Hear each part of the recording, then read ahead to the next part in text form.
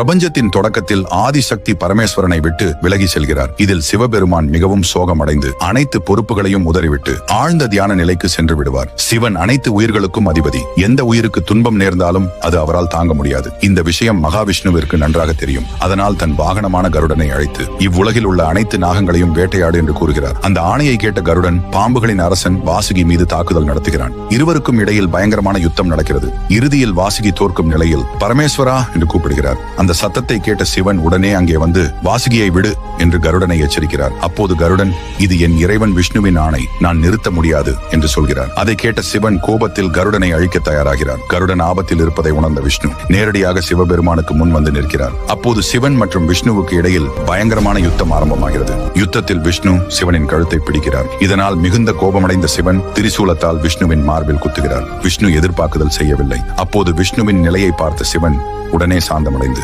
விஷ்ணுவை குணப்படுத்தி தான் செய்த காரியத்துக்கு மன்னிப்பு கூறுகிறார். அப்பொழுது விஷ்ணு கூறினார்,